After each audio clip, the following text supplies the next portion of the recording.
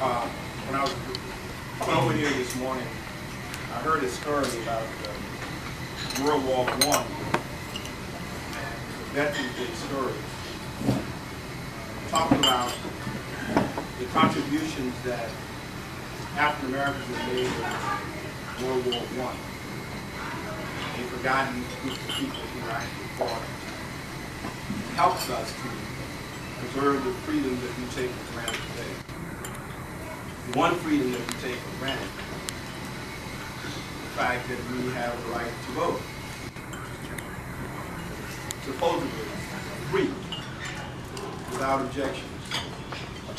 And to think that those African Americans who fought came back to the United States, who suffered large amounts of discrimination, yet they fought for their country, trying to correct many of the challenges that we faced as a nation.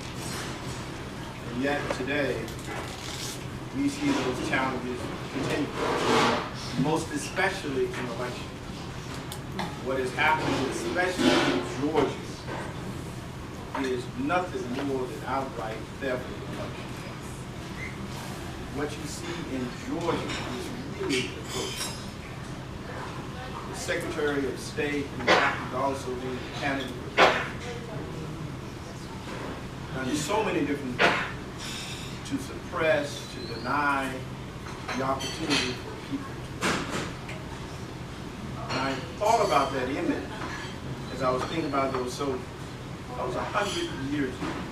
That was 1918. We're now in 2018. And in many ways, some things have not changed. So think about this. The people who fought 100 years ago, right, going back to the Civil War, for the rights to vote, for all the things that we now take for granted, yet we are still fighting some of those same things. I say all of that because today we're celebrating Veterans Day. We need to keep that thought in mind. Someone asked me recently, once you conclude as county executive, what would you miss about this office? And I said to myself, I don't think there's very much that I would miss. I'm not one who gets too caught up in all the excitement about the office. But as I thought about that question, I thought about something that happened recently. About 6 weeks ago, I had to drive to Rockville. First thing. Breakfast special. Now, normally I do not drive. I drive to the grocery store, which is about 5 minutes from my house. Drive to my house with Wishing, which is about 10 minutes from my house. And you want your eggs. Drive to the exercise club, which is about 15 minutes from my house. There's plenty of parks. I go back home.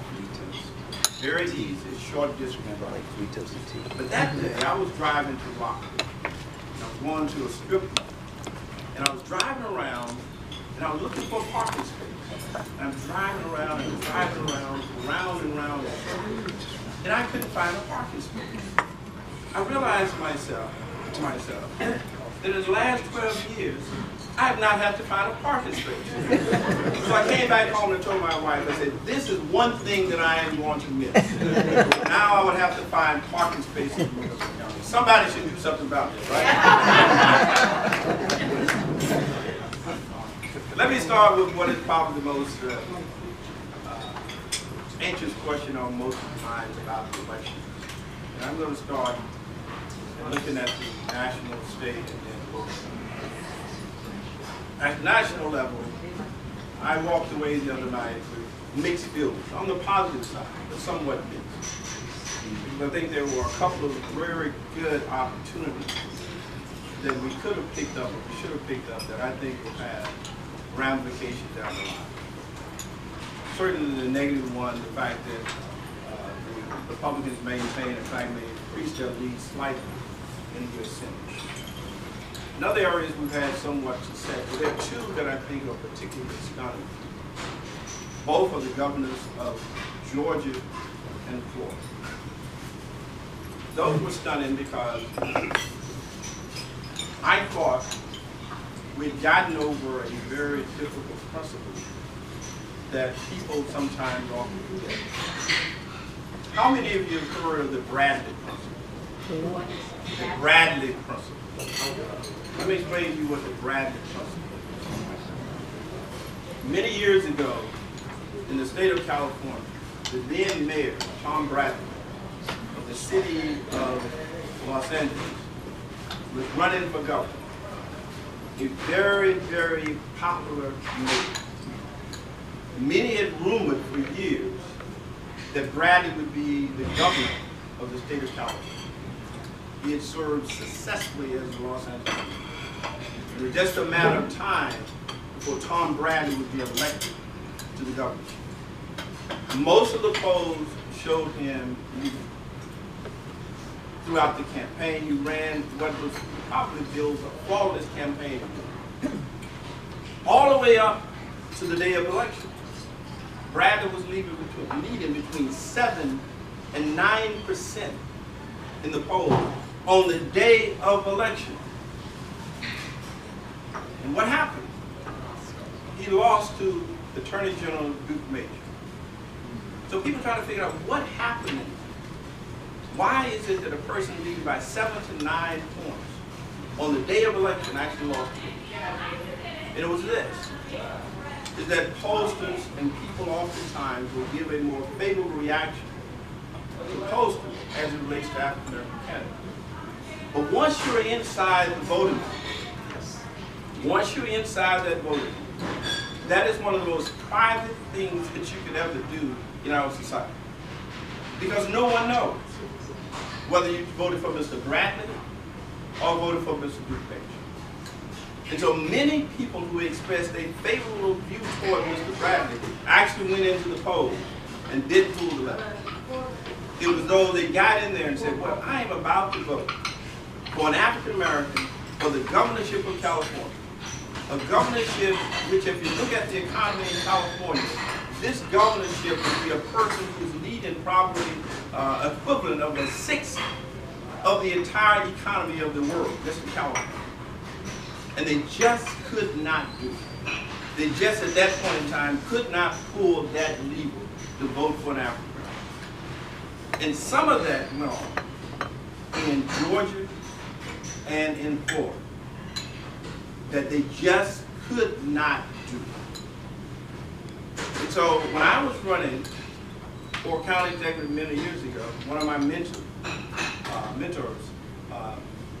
at that time, Doug Wilder, who also suffered some of the Bradley, led by 5 or 6 points going into the governorship. He won by 7,000 votes, although leading up to the day of election by 5,000. So he told me many years ago, when I was running for county executive, he said, whatever the polls tell you, take it a duck. The polls tell me that I'm up 20%, I'm saying 5% of change. That you have to literally fight through all the rejections, fight through all of those. And so what does that mean in terms of the Democratic Party, the Bradley effect? It means that in places where we could have made a very strong statement for our country, for our party, we failed to do so. And for Democrats, it has this particular impact. African Americans vote highly disproportionately for Democrats. And if they don't see evidence of that level of support, they don't see where you had an opportunity to elect people of quality to positions of governorship and those types of places, when you have a good shot of being elected, then that enthusiasm can wane. That's one of the potential consequences of those two races that I've heard so many people in the last couple of days just sort of throw up their hands and say, well, we can never do it. It won't happen. It won't happen. Now, here's another question that developed. Why is it that the candidates in Florida and in Georgia do much better than the African American candidate, Democratic candidate, in an overwhelmingly Democratic state here? Well, step back and look at it from this perspective. Number one, Abrams and Gillum, neither was running against the city government. That's one. Neither was running against the city government. Two, the governorship of Maryland is one of the most powerful governorships in the entire country. And therefore, the fundraising ability of the sitting governor is extremely powerful. Why? because so much power rests in the government. If you're interested in budgetary concerns, which we all are, transportation, education, environment, public safety, what have you, if the governor does not place it in the government budget, it is very, very difficult to change it. You can't move one dime from one column A to column B in Annapolis without the governor. The county, the legislators can reduce the government. They can't change it, they can't shift it, they can't increase it. And so when it comes down to fundraising, a person who's in that office, who in some way may be favorable to that office, will have a huge, huge ability to corral the resources to run the government. So that's one thing. The second point is that both the candidates in Florida and in Georgia were long-term elected officials with long-term credentials in those states. One who had been the mayor of Tallahassee for a long time, the others who had been a state legislator. And the third, which is probably most prominent, was that they were running against people who were clearly embraced and supportive of Donald Trump. Repeat that. Clearly who have embraced and supported outwardly of Donald Trump. And what that means is that from around the country, Abrams and gentlemen were able to extract money from people all over the nation because they saw an opportunity to address Trump. Whereas here, our governor was somewhat much more lukewarm for Trump, did not have that full embrace, and therefore you did not get that pouring in of money from around the nation to support the Democratic nominee. So those are several differences that you see between what happened in Florida, Georgia, versus Maryland. Now let's look at Maryland. Let me go back to that. I am delighted that we've taken over the House. And delighted because Democrats will now have the ability to invest. There's a term that I like to use. It's called DWF. DWF.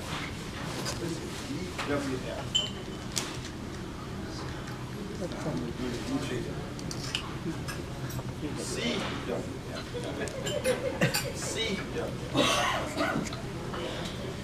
It means subpoenas will fly.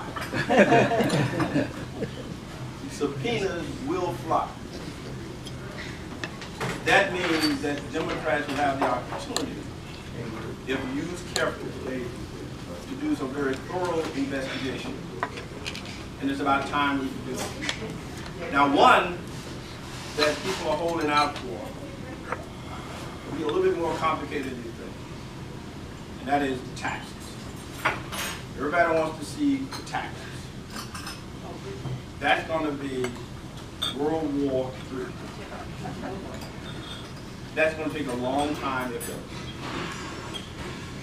This is why the appointment to the Supreme Court is so important, because this issue will not be settled without the Supreme Court weighing in. Taxes, in my opinion, will not be settled until and unless the Supreme Court of the United States weighs in. Because there is no way, shape, or form that our president will respond to a subpoena from Congress to turn over his taxes or his family's taxes. That is not going to happen. And so the ultimate decider of that will be the Supreme Court of the United States. And I think the president recognized that some time ago. And he did two things. He tried to insulate himself in the Supreme Court with his selection. And in his campaign. There's a reason why he took a lot of time to support senatorial candidates. Not because he was so in love with senators or didn't like the governors on the Republican side or the House members. He was running to support people that would have a direct say in many ways on his fate. And the best shot to do that is to insulate yourself in the U.S. Senate and to insulate yourself in the Supreme Court. And we will see whether or not that works. But if you believe that subpoenas coming out of the House in and of itself will build the president's taxes, that's not going to happen. So by the time that happens, it may be into the next election cycle. And by delay, stalling taxes, you can carry that on for a very, very long period. Now finally, let's look at the state and vote. Overall, the Democrats did a marvelous job in the state overall.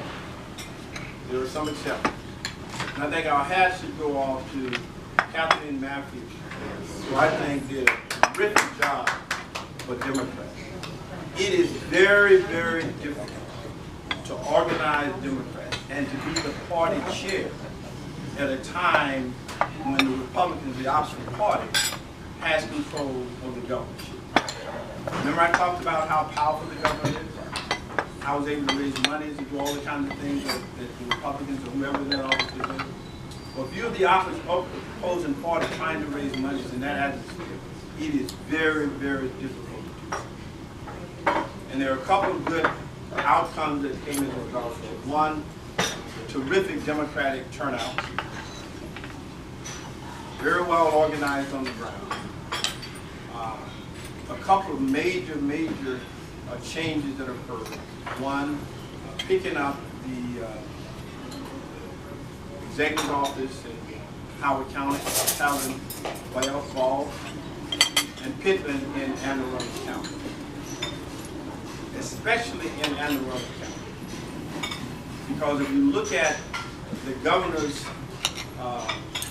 overall margin of victory, his victory was sealed in many ways in Baltimore County, for which a Democrat won that seat as well as the county executive, overwhelmingly so, and Arundel County, in which the governor did extremely well, running on close to 70% of those counties. Yet and still, Democrats were elected county executive in a narrow way in Howard County. There were 5 additional seats picked up for Democrats. Only one loss for the state house and the Senate side. Now, what happened as it relates to the governorship? I think a combination of things. The governor's ability to separate himself from Trump, the overwhelmingly powerful position as it relates to monies, able to define the Democratic candidate much earlier, and all the other things, the differences I talked about before, Abrams, Gillen, and of course our nominee Joe. You can't say in any way, shape, or form that the party did not respond. This would have been a very, very difficult race for any Democrat to win under these circumstances. So people go around saying, well, you know, the Democratic nominee ran a terrible campaign. That may have closed the gap a little bit, but I think that would have been a very difficult uphill